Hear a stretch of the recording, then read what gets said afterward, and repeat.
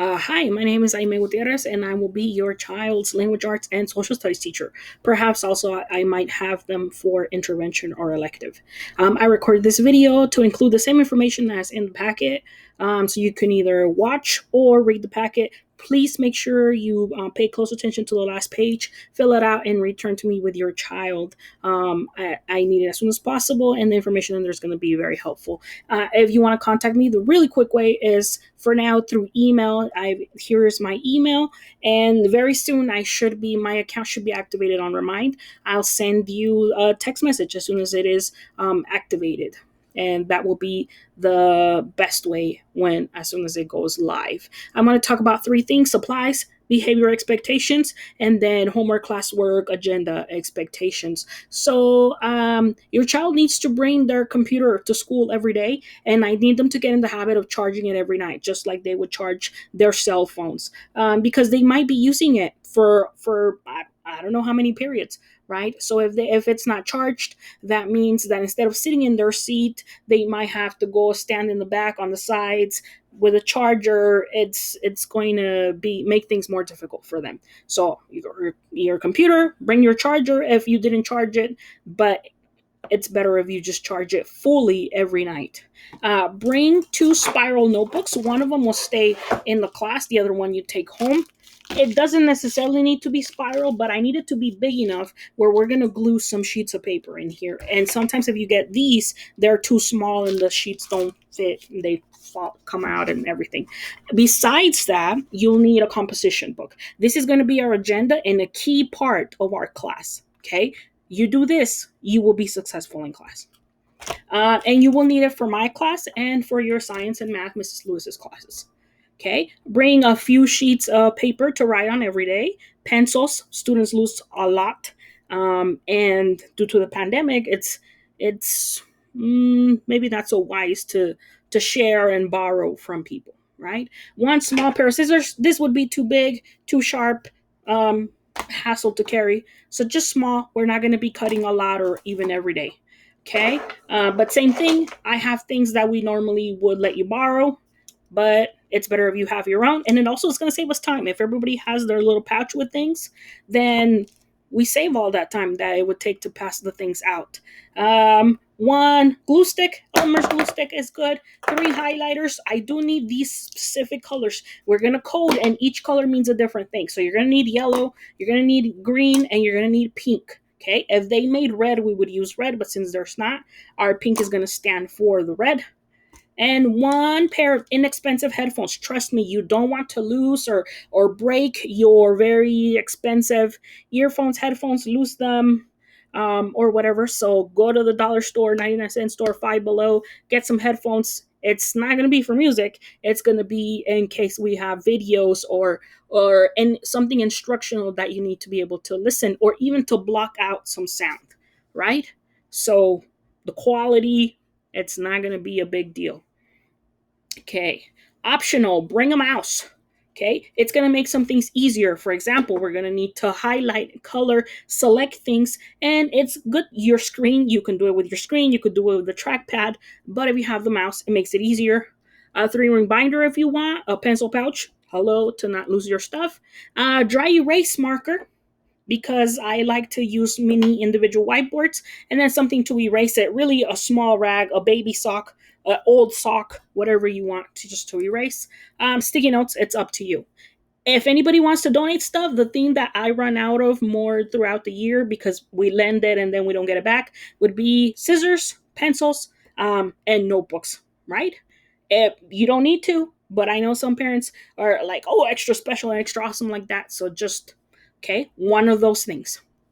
Homework. I give homework every day because I want my students to build responsibility. I make it short. It should take 15 to 30 minutes, and that includes both classes. So combined, it should take at the most 30 minutes if you're focused and not doing other things while you're doing the homework, right? Because this way, when there's really, really important homework, if I just tell you in the future, oh, there's homework on Thursday, you are not in the habit of it. You might forget. Your parents don't know to keep an eye on you. But if they know that I give you homework every day, they know you have to go find a quiet place and sit there. Plus, it helps you, right?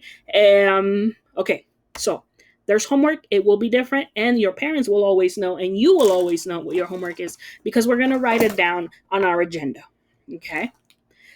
Students have 5 minutes at the beginning of class to write down the agenda. It'll look something like this, right? With the date, the period, it's going to say what we're doing in, well, what you have to turn in during class and what you have to turn in for homework. It doesn't mean that's the only thing we're doing, but if it's big, it means that that's what we're doing during class. Okay, so they have 5 minutes to copy it. If your child, has problem with organization, keeping track of things, then check it every day, sign it every day. Tell them, hey, if you fill it out for the whole week, I'll give you a prize on Fridays or at the end of the month, and I will do my part too. Right? Some students might not need that. They're already organized. They can keep track of things. But yeah, it's going to be very important and a part of your grade that you fill out the agenda every day in those first 5 minutes.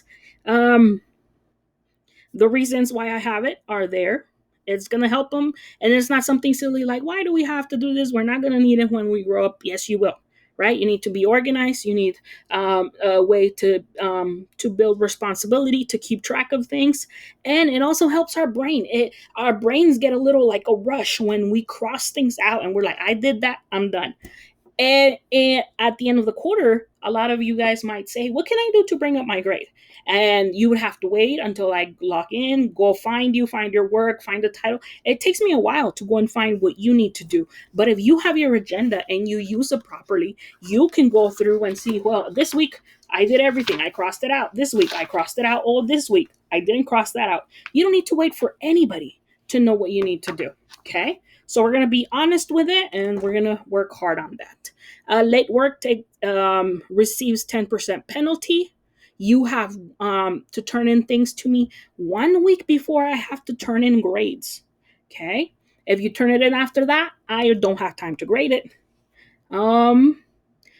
I will record videos later for the parents so you can know how to log into Google Classroom or Parent View to monitor your child's grades throughout the quarter.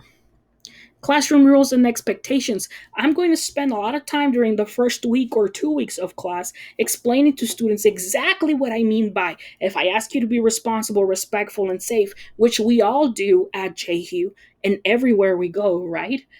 You're going to know exactly what I mean by that, what that means we do, what we don't do, why certain rules or directions exist, and you're also going to review how it affects the learning. It wastes time. We don't get to do everything we need to do. You might not learn as effectively as you could if you follow the directions, and sometimes we hurt other people's feelings or not show respect to them and get ourselves in trouble, right? So here are my the four things that I think if we follow these, then that means we are being safe, responsible, respectful. Um, I have bell procedures. I'm gonna be strict on the first 5 minutes of the period. There is no talking. We're going to be taking attendance. There's going to be announcements on the PA system, and students are going to be writing their agenda. So no talking unless it was like an emergency, right? You go to your seat right away. And again, due to the pandemic, there's not going to be walking around and socializing as there would be maybe during normal times. I have a list of things that definitely are not safe, responsible, or respectful, which I think makes sense.